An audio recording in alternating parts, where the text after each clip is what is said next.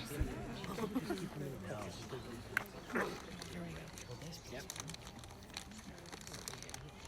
hither, spirit.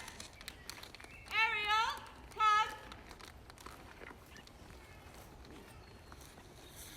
Come hither.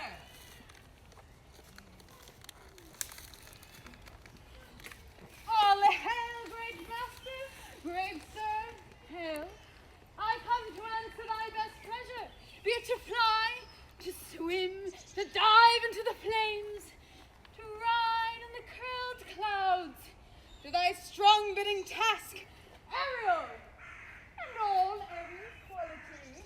Hast thou, spirit, performed to point the tempest that I bade thee? To every article.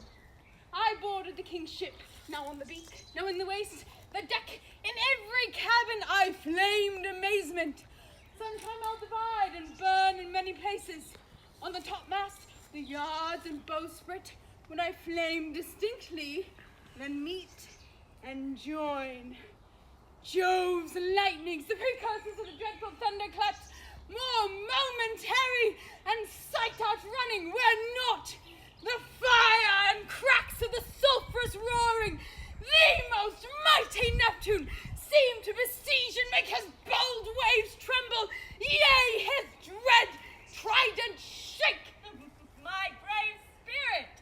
But was not this nigh shore? Close by, my master. But are they, Ariel, safe? Not a hair perished. On their sustaining garments, not a blemish, but fresher than before. And, as thou badest me, in troops I have dispersed them about the isle. The king's son, Ferdinand, have I landed by himself, whom I left cooling of the air with sighs, at an odd angle of the isle, and sitting, his arms in this sad knot. Of the kingship, say how thou hast disposed, and all the rest of the fleet. Safely in harbour is the king's ship. In the deep nook, where once thou called me up at midnight to fetch dew from the still vexed vermouths, there she's hid. And for the mariners, all under hatches stowed, who, with a charm joined to their suffered labour, I have left asleep. And for the rest of the fleet, which I dispersed, and they have all met again, and are upon the Mediterranean float, bound sadly home for Naples, supposing that they saw their king's ship wrecked, and his great person perish. Why, that's my spirit. But there's more work. What is the time of day? Past the mid-season. At least 2 glasses. The time twixt 8 and now must by us both be spent most preciously. Is there more toil? Let me remember thee what thou hast promised, which is not yet performed me. How now? Moody, what is't thou canst demand? My liberty! Before the time be out, no more. I prithee, remember I have done thee worthy service, told thee no lies, made thee no mistakings, served without or grudge or grumbling. Thou didst promise to bait me a full year. Hast thou forgot from what a torment I did free thee? No. Thou hast, and think'st it much to tread the ewes of the salty, to run upon the sharp winds of the north, to do me business in the veins of the earth when it is baked with straw. I do not, sir! Thou liest, malignant saint! Hast thou forgot the foul-witched Picarat, who with age and envy was thrown into a hoop? Hast thou forgot her? No, sir. Thou hast. Where was she born? Speak. Tell me. Sir, in Arger. Oh, was she so? I must, once in a month, recount what thou hast been, which thou forget. This damned witch Sycorax, for mischiefs manifold and sorceries terrible from Argier, thou knowest was banished. For one thing they did, she would not take her life. Is not this true? Aye. Sir. This blue-eyed hag was hither brought with child, and here was left by the sailors. thou, my slave, as thou reports to thyself, wast then her servant. And for thou wast a spirit too delicate to act her earthy and abhorred commands, refusing her grand hest, she did confine thee by help of her more potent ministers, and in her most unmitigable rage into a cloven pine, within which rift imprisoned thou didst painfully remain a dozen years, within which space she died and left thee there where thou didst vent thy groans as fast as mill will strike.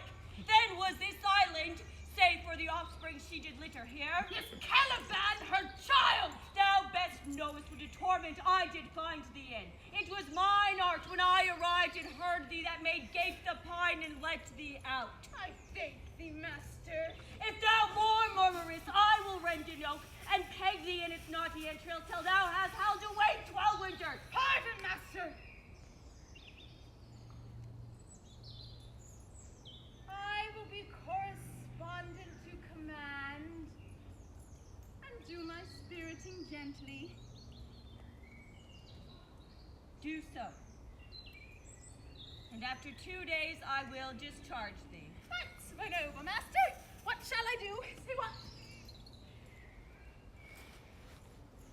What shall I do? Go, make yourself like a nymph of the sea. Be subject to no sight but thine and mine, invisible to all eyeball else. Go, take this shape and hither come into it. Go, hence, with diligence!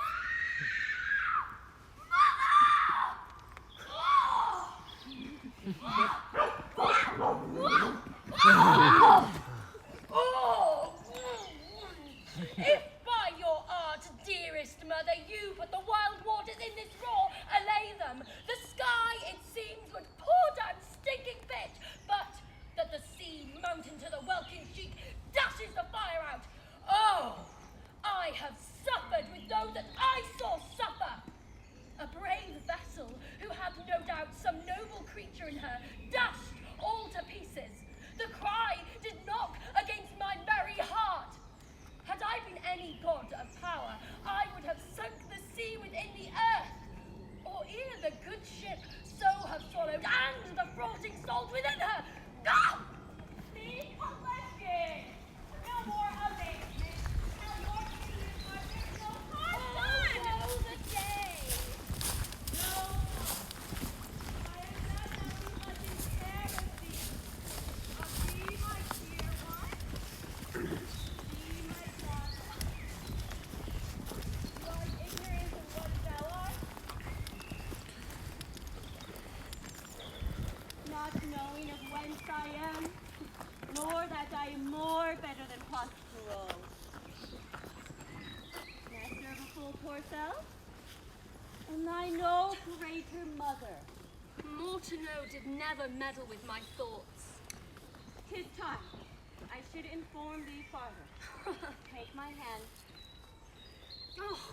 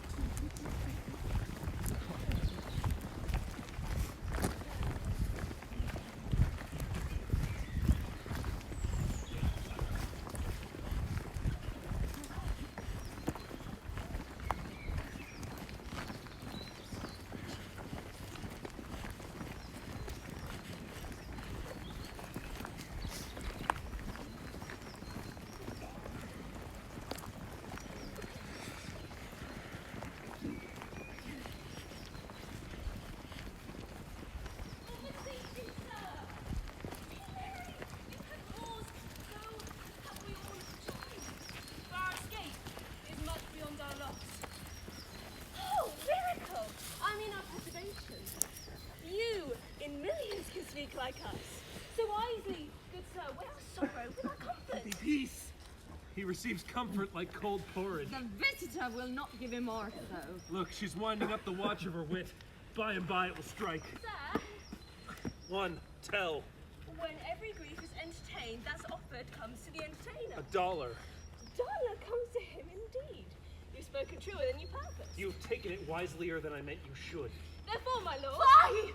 What a spendthrift of her tongue is she? I prithee spare. Though this island seem to be desert, Uninhabitable and almost inaccessible. Yet, We could not miss. it must needs be of subtle, tender, and delicate temperance. Oh, here is everything advantageous to life. True! Save means to live. of that there's none, or little. How lush and lusty the grass looks. How green. She misses not much. No, she doth but mistake the truth totally. That our garments, being as they were drenched in the sea, hold notwithstanding their freshness and glosses, being rather new dyed than stained with sea water. If but one of her pockets could speak, would it not say she lies? Aye, or very falsely pocket up her report. Methinks that our garments are now as fresh as when we were at Africa, at the marriage of the king's fair daughter to the king of Tunis. 'Twas a sweet marriage, and we prosper well in our return. Tunis was never graced with such a paragon to their queen. Well, not since the widow Dido's time. Widow? Talks of that. How came that widow in? Widow Dido. What if she had said widower Aeneas too? Good Lord, how you take it. Sir, is not our garments as fresh as when we put them on in Tunis at the marriage of your daughter, who is now queen? And the rares that e'er came there. Bait, I beseech you, widow Dido. Oh, widow Dido, aye, widow Dido. Is not my dupelet as fresh as the first day I wore it? I mean, in the sort. That sort was well fished for. When I wore it at your daughter's marriage. Cram these words into my ear against the stomach of my sense. Would I had never married my daughter there? On coming thence, my son is lost.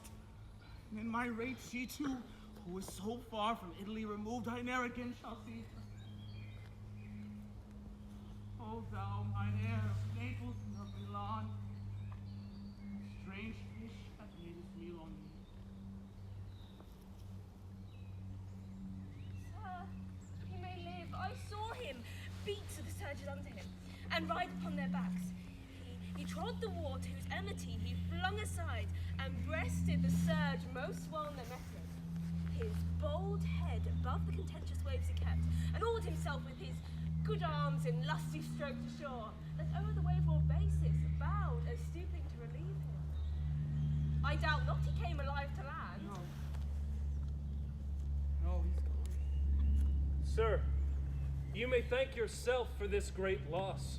That would not bless our Europe with your daughter, but rather lose her to an African, where she at least is banished from your eye, who hath cause to wet the grief on't. We have kneeled and importuned you otherwise. And the fair soul herself, weighed between loathness and obedience, at which end of the beam should bow. Your son is lost, I fear forever. Milan and Naples have more widows in them of this business making than we bring men to comfort them, and the fault's your own. So is the dearest of the lost! My Lord Sebastian, the truth you speak doth lack some gentleness and time to speak it in. You rub the sore when you should bring the balm. Very well. And most chirurgeonly. It is foul weather in us all, good sir, when you are cloudy. Foul weather. Very foul. The plantation of this isle, my lord. A sheepdog with nettle seed. Or darks, or mallows. And were what would I do? Escape being drunk for want of wine. In the Commonwealth, I would, by contrary, execute all things. For no kind of traffic license. No name of magistrate letters should not be known. Richly property and use of service none. Contract, possession, all bound of land. Vineyard none. No use of metal or corn or wine or oil. No occupation. All men idle. All and women too. But yet she would be king on't. The latter end of her commonwealth forgets the beginning. All things in common nature should produce, without sweat or endeavour. Treason, felony, sword, pike, knife, gun, or need of any engine would I not have. But nature should bring forth of his own kind, all poison, all abundance, to feed my innocent people. No marrying among her subjects. None, man, all idle, whores and knaves. Oh, I would be such perfection governed, sir, to excel the golden age. Lord, save your majesty. Long live Gonzalo! And, do you love me, sir? Libby, no more. Thou dost speak nothing to me. I do not understand, your highness, and did it to minister occasion to these gentlemen who have such sensible and nimble lungs, they always used to laugh at nothing. 'Twas you we laughed at. Who in this kind of merry falling am nothing to you, so may continue to laugh at nothing still. What a blow was there given! And it had not fallen flat long. You are gentlemen of brave metal. You would lift the moon out of her sphere if she continued it in 5 weeks without changing. We would so, and then go a bat fowling. Nay, good my lord, be not angry. No, I warrant you, I will not adventure my discretion so weakly. Would you laugh me asleep? For I am very heavy. Go sleep and hear us. What now? So soon asleep? Wish my eyes would lift themselves, shut up my thoughts. I find them inclined to do so. Please you, sir, do not omit the heavy offer of it. It seldom visits sorrow. When it doth, it is a comforter. We too, my lord, will guard your person while you take your rest and watch your safety. Thank you. Lunch is heavy.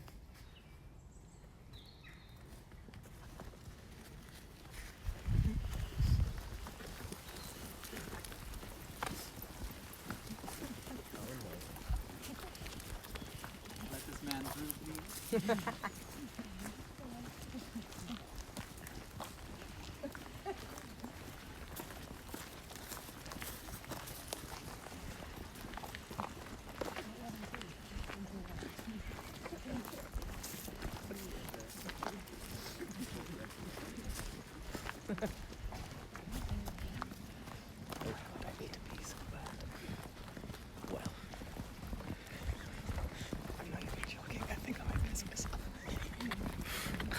You want me to hold everything go like this? Yeah, I think I might do that, but not Father, mine eye, wipe thou thine eyes, have comfort.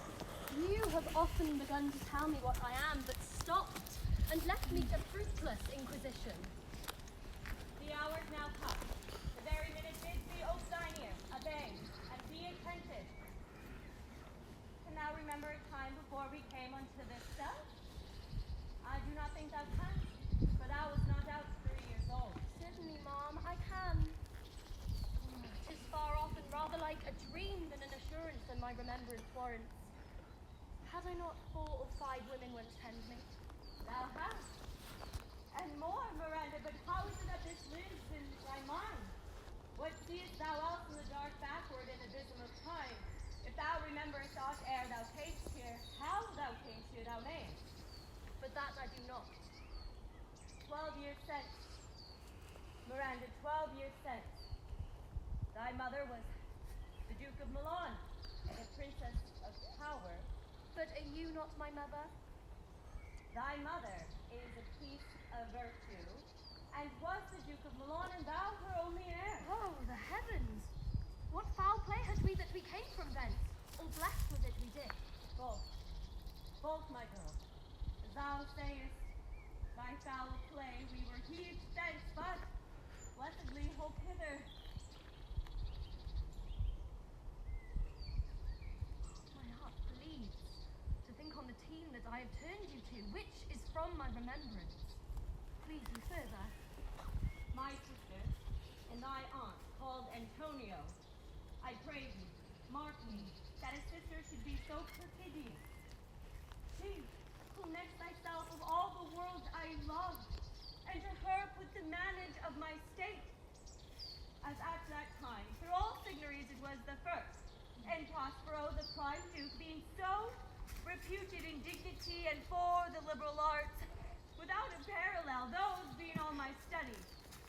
The government I cast upon my sister and to my state through stranger, being transported and wrapped in secret studies. My full sister, dost thou attend me? Yes, most heedfully. Being once perfected how to grant suits, how to deny them, who to advance and who to trash, for or topping new created creatures that were mine. I say or changed them, or else new formed them. Having both the key of officer in office, set all hearts in the state to what tune pleased her ear. That now she was the ivy that had hid my princely trunk and sucked my verdure out font. Thou attendst not. Oh, mother, I do. I pray thee, mark me. I, thus neglecting worldly ends, all dedicated to closeness and the bettering of my mind, with that which, but by being so retired, o'erpriced all popular rate, in my false sister awaiting evil nature, and my trust, like a good parent, did beget of her a falsehood, in its contrary as great as my trust was, which indeed had no limit, a confidence stands bound. Oh, she being thus lorded, not only with what my revenue yielded, but what else my power might exact, like one who having into truth by telling of it, made such a sinner of her memory to credit her own lie. She did believe she was indeed the duke, out of the substitution, executing the outward things of royalty with all prerogative.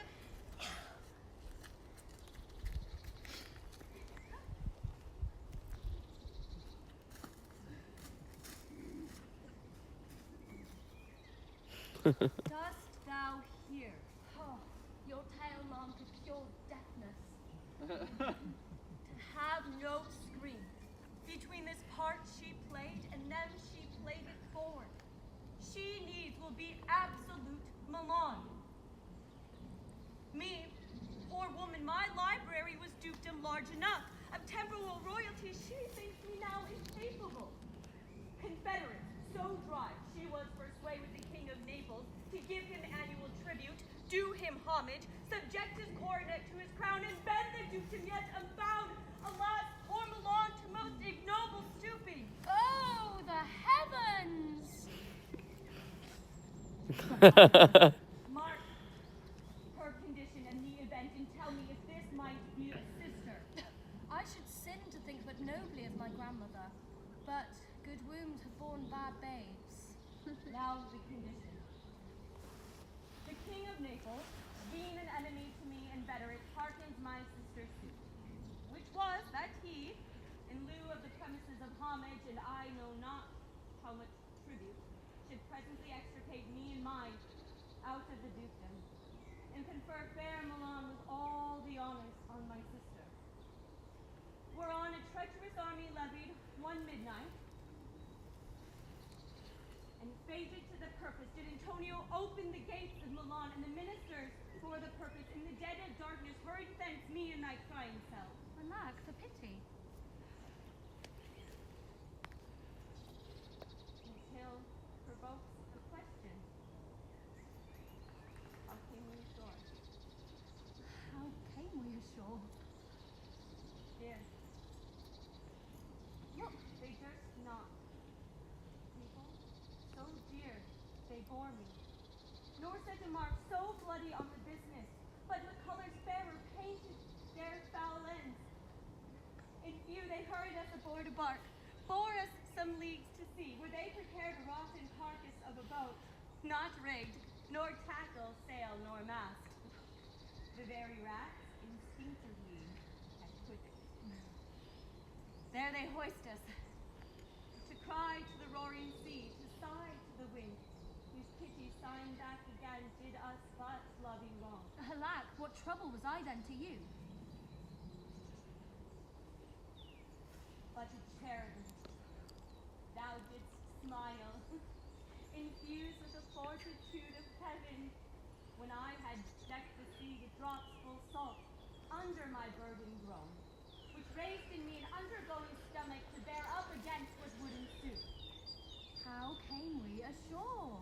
By Providence divine. Sit still and hear the last of our sea sorrow.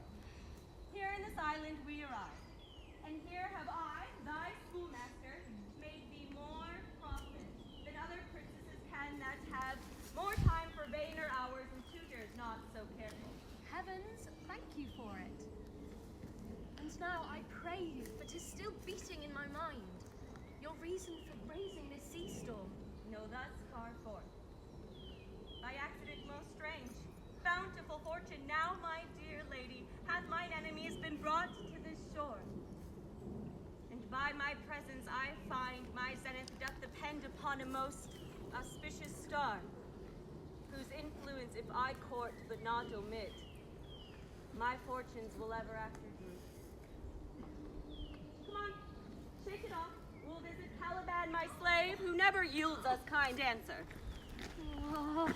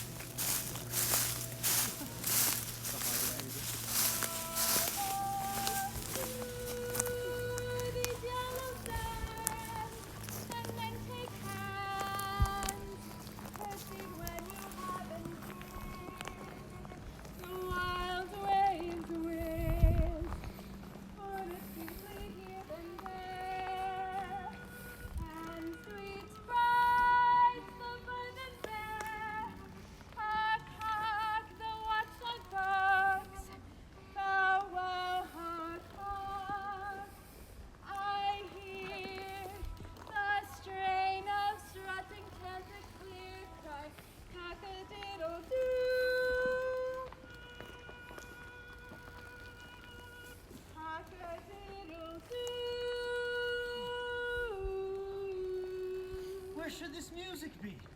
In the earth or in the air? It sounds no more. And sure, it waits upon some god of the island. Sitting on a bank, weeping again, the king my father wrecked. This music crept by me across the water, allaying both their fury and my passion with its sweet airs. Thence I have followed it. Or it hath drawn me, rather. But 'tis gone. No,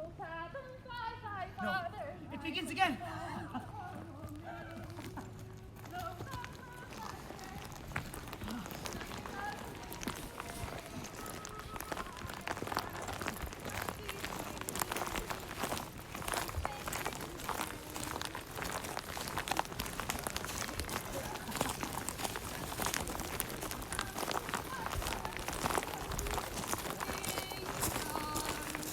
This ditty does remember my drowned father.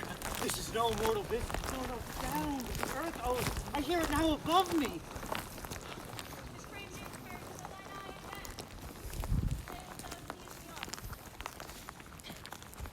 Well, what is it, a spirit? Oh, look how it looks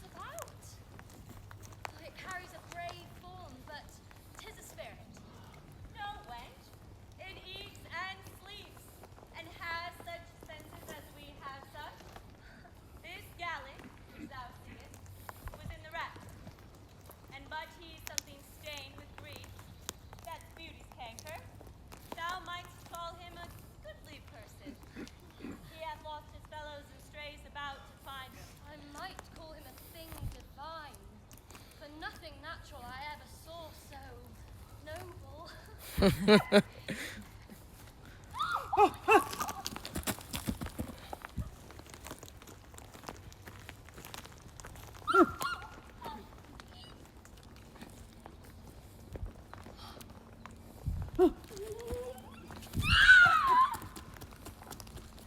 goes on, I see, as my soul prompts it.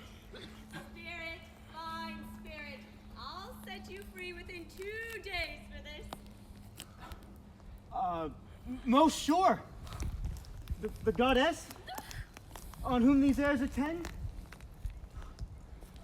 vouchsafe may know if you remain upon the island, and that you will some good instruction give, how I may bear me here. My prime request, which I do last pronounce, is, oh, you wonder if you do be made or no. No wonder, sir, but certainly a maid. My language! Heavens! I am the best of them that speak this speech, or I but where 'tis spoken. How? The best. What wert thou if the King of Naples heard thee? A single thing, as I am now, that wonders to hear thee speak of Naples. He does hear me, and that he does I weep. Myself am Naples, who with mine eyes never since it ebbed beheld the king, my father, wrecked. Alack for mercy. Yes, faith, and all his lords. The Duke of Milan and his brave son being twain. The Duke of Milan and her more braver daughter could control thee if now 'twere fit to do it. At first sight, they changed eyes. Delicate Ariel, I'll set thee free for this. A word, good sir. I fear you have done yourself some wrong. A word. Why speaks my mother so ungently? This is the second man I e'er saw, the first man I e'er sighed for. Pity moved my mother to be inclined my way. Oh, if aversion, and if your affections are not gone forth, I'll make you the Queen of Naples. One word more.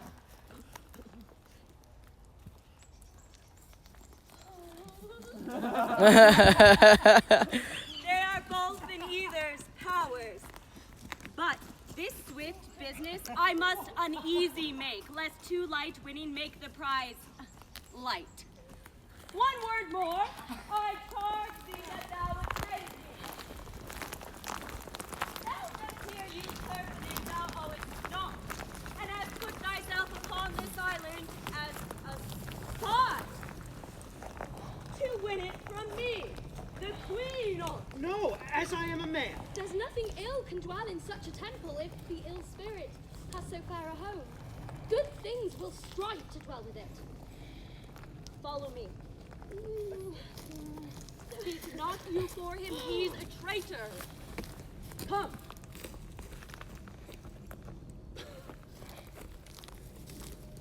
I'll manacle thy neck and feet together. Sea water shalt thou drink. Thy food shall be fresh brook mussels, withered roots, and husks wherein the acorn cradled. Follow. No! I will resist such entertainment till mine enemy has more power, draws, and is charmed from moving.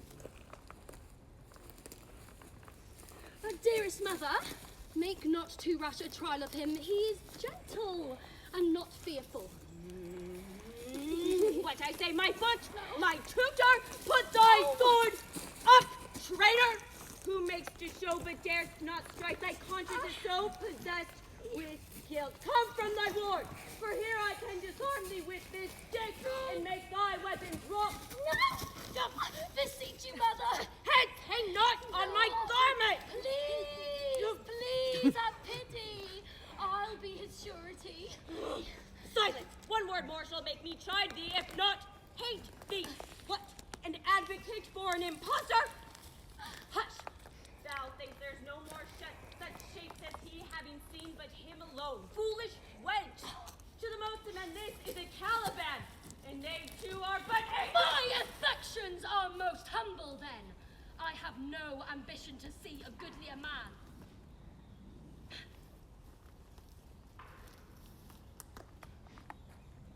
Come on! and have no vigor in them.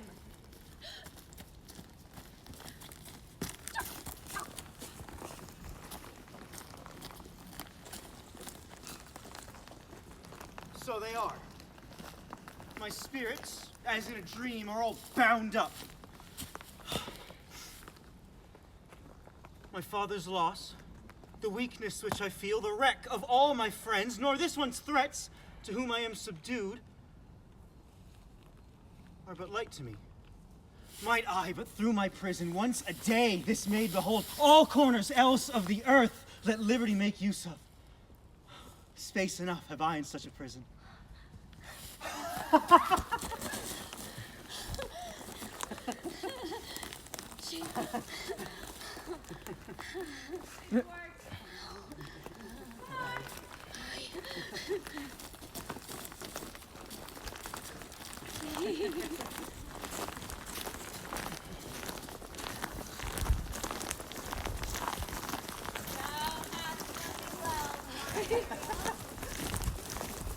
Follow me. Be of comfort. My mother's usually of a better nature than she appears by this speech, sir. This is unwanted which now came from her.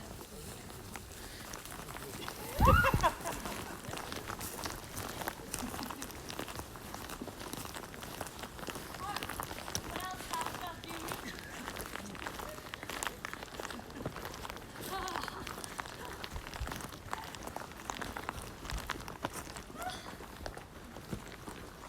Thou shalt be free as mountain winds, but then do exactly all points of my command. To the syllable.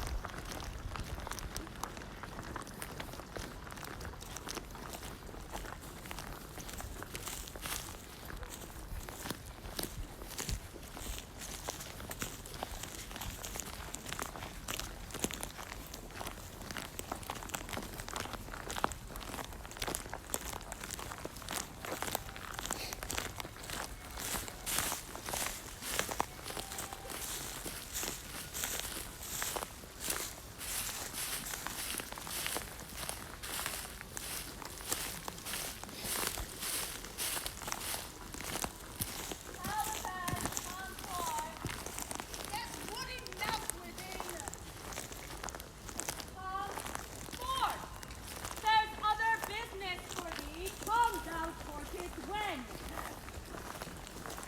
Find that Bridget, thy place area. Hark in thine ear. My queen, it shall be done. Thou poisonous slave, got by the devil himself upon thy wicked dam, come forth. As wicked you as ever mother brushed with raven's feather from unwholesome fen. Drop on you both! The southwest blow on you and blister you all over. For this, be sure tonight thou shalt have cramps. Side stitches that shall pen thy breath of urgent shall, for that bast of night that they may work all exercise on thee. Thou shalt be pinched as thick as honeycomb, each pinch more stinging than bees that made 'em. Must eat my dinner. This island's mine by Sycorax my mother, which thou takest from me. When thou camest first, thou wouldst stroke me, and madest much of me. Wouldst give me water with berries in it, and teach me how to name the bigger light and how the less, that burn by day and night, and then I loved thee, and showed thee all the qualities of the isle, the fresh springs, brine pits, barren land and fertile. Cursed be I that did so.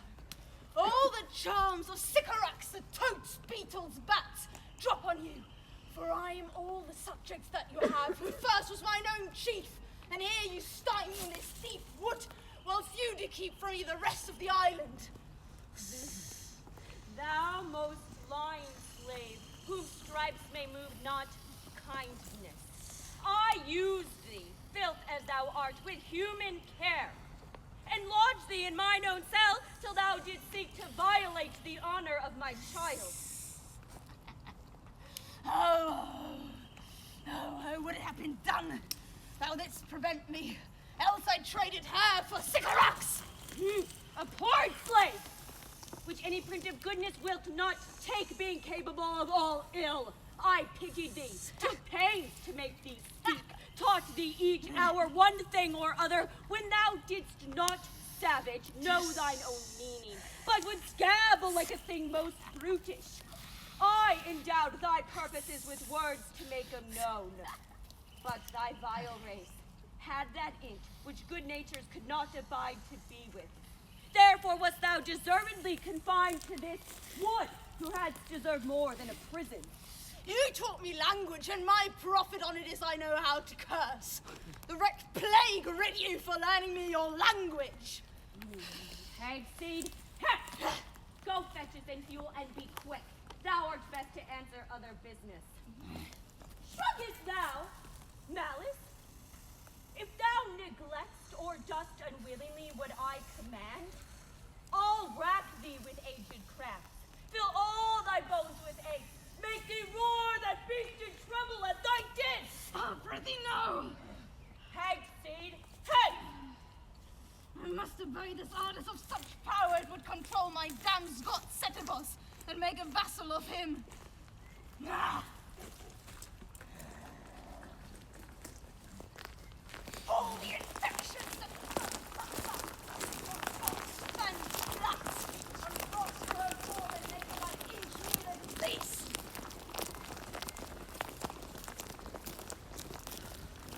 The spirits hear me, and yet I needs must curse. But they'll nor pinch, bright me with urchin shows, pitch me in the mire, or leap me like a firebrand in the dark. Out of my way, unless you bitten. But for every trifle are they set upon me.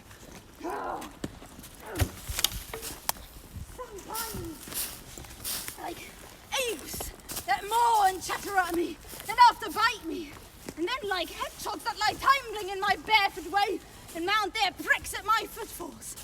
Sometimes am I all wound with adders, who with cloven tongues do hiss me into madness. Here comes the spirit of her, and to torment me for bringing wood in slowly. I'll fall flat, perchance he will not mind me. There's neither bush nor shrub to bear off any weather at all. And another storm brewing. I hear it sing in the wind. Yon same black cloud, yon huge one, looks like a foul bombard that would shed his liquor. If it should thunder as it did before, I know not where to hide my head. Yon same cloud cannot choose but fall by pailfuls. Oh.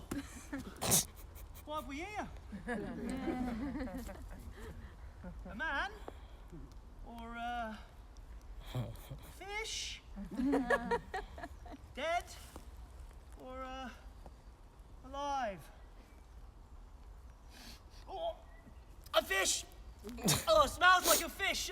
A very ancient and fish-like smell. A kind of, oh, not of the newest, poor John. A strange fish. Were I in England now, as once I was, and had but this fish painted, not a holiday fool there, but would give a piece of silver. There, would this monster make a man. Any strange beast there makes a man. When they will not give a doit to relieve a lame beggar, they will lazy out 10 to see a dead Indian. Legged, like a man. And its fins like arms. Warm! Oh, my troth! I do now let loose my opinion, hold it no longer. This is no fish, but an islander that hath lately suffered by a thunderbolt. Alas, the storm has come again. My best way is to creep under its gabardine. There is no other shelter hereabouts. Oh. acquaint a man with strange bedfellows. I will here shroud till the dregs of the storm be past. Oh no.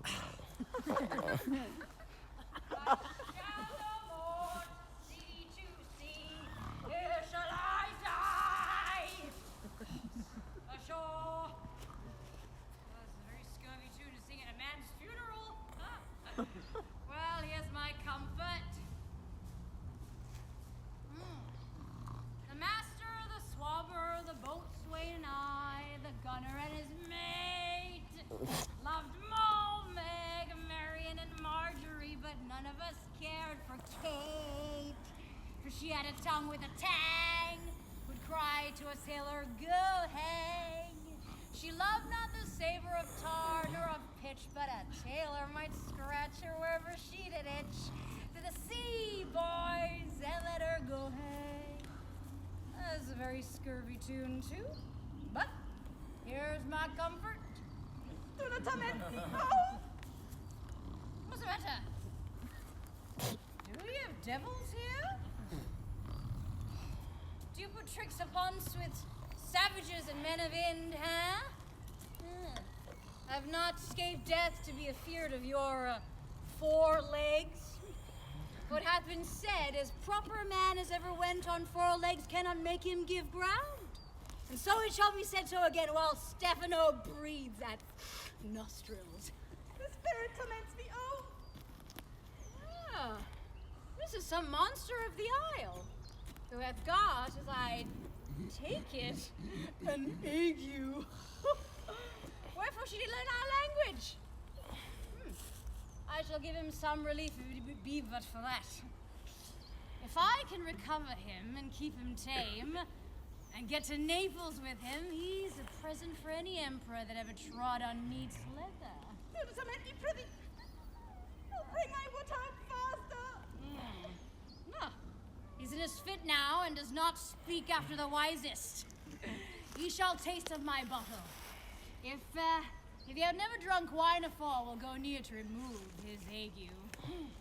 If I can recover him and keep him tame, I'll not take too much for him. He shall pay for him that hath him, and that soundly. Thou dost me yet but little hurt. Thou wilt, anon I know it by thy trembling, now prosper works upon thee. Oh, come on your ways. Open your mouth. That will give language to you. Open your mouth again. Yes, this will shake your shaking.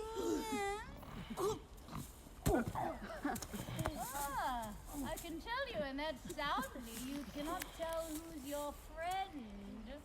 Open your chaps again. I should know that voice. It should be. But he is drowned. And these are devils! Oh, defend me! Oh, 2 4-legs and 2 voices. A most delicate monster. If all the wine in my bottle can help to recover him, I will help his ague. His forward voice is to speak well of his friend. His backward voice is to utter foul speeches and to detract. Come. Amen. I will pour some in thy other mouth.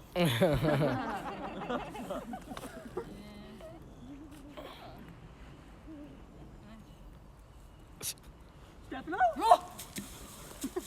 Does thy other mouth call me? Oh, mercy, no monster. I will leave him. I have no long spoon. Stefano!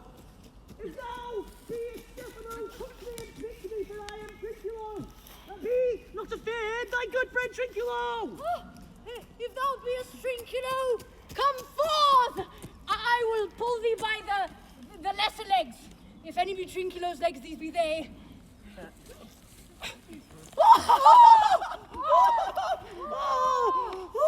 Thou art very Trinculo indeed! How camest thou to be the siege of this moon carver? Can he vent Trinculo? I took it to be killed by a thunderstroke. And art thou not drowned, Stefano? I hope now thou art not drowned. And is the storm overblown? I hid me under the dead moon calf's gabardine for fear of the storm. And art thou living, Stefano? Oh, Stefano, too near Fullerton, escape! Oh, prithee, Do not tell me about my stomach is not constant. These be fine things, and if they be not sprites, that's a brave god and bear celestial liquor. I will kneel to him. How didst thou escape? How camest thou hither? Spare by this bottle, how thou camest hither. I escaped from a butter sack which the sailors heaved overboard, by this bottle which I made out of the bark of a tree with mine own hands since I swam ashore. I swear upon that bottle to be thy true subject, for the liquor is not earthly. Here, swear how thou escapest. Swim ashore, man. Like a duck. I can swim like a duck, I'll be sworn. Come kiss the book. Though thou canst swim like a duck, thou art made like a goose. Oh, Stefano, hast any more of this? Oh, the whole butt, man. My cellar is in a rock by the sea where my wine is hid. Oh no, mooncalf. How does thy ache you? Hast thou not dropped from heaven? Out of the moon, I assure thee. I was the man in the moon when time was. I have seen thee in her, and I do adore thee. My mistress showed me thee, and thy dog, and thy bush.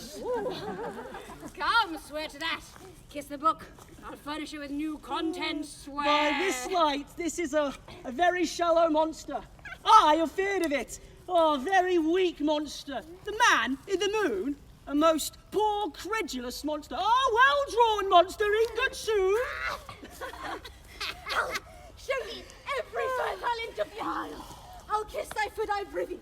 Be my god. By this light, a most perfidious drunken monster. When's God's asleep, you'll rob his bottle. I'll kiss thy foot. I'll swear myself to thee.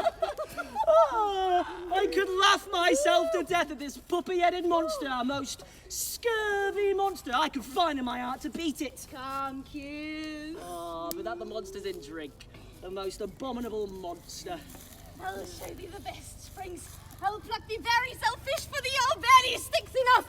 A curse upon the tyrant who myself I'll bear her no more sticks. But follow thee, thou wondrous man. A most ridiculous monster to make a wonder of a poor drunkard. Prithee, let me bring thee where crabs grow, and I with my long nails will dig thee picknuts, show thee a jace nest, and instruct thee how to snare the nimble marmoset. I'll bring thee to clustering filberts, and sometimes I'll get thee young scammells from the rocks. Wilt thou go with me? Prithee, lead the way without any more talking. Shake your love.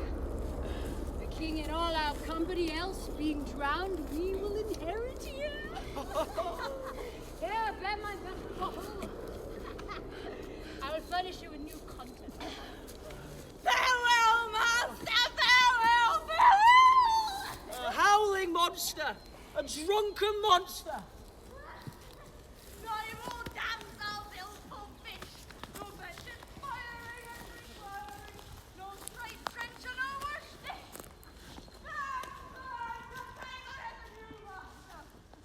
Get a new man!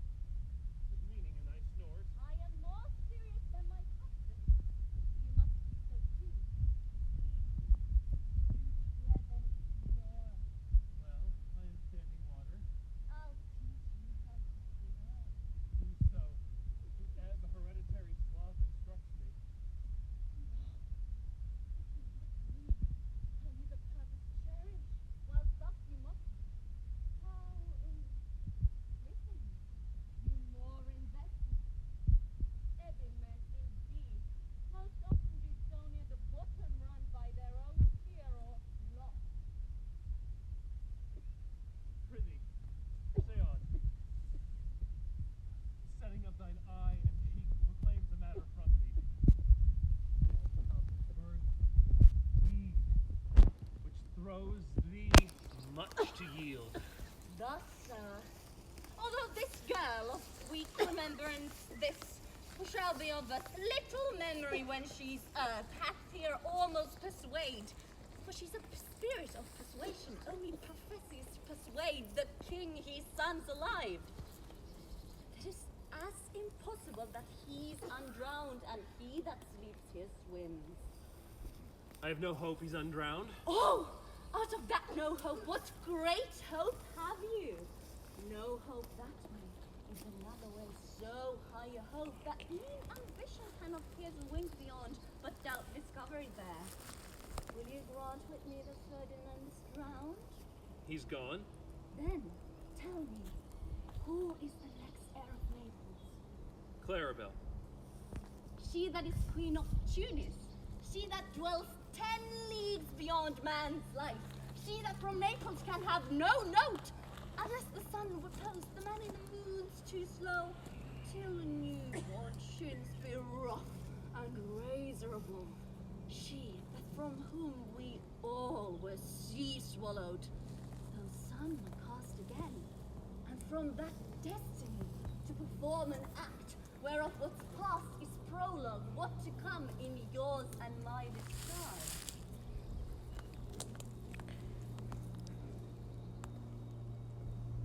What is this stuff? How say you? My brother's daughter's queen of Tunis, true. So is she heir to Naples, twixt which regions there is some space. A space whose every cubit seems to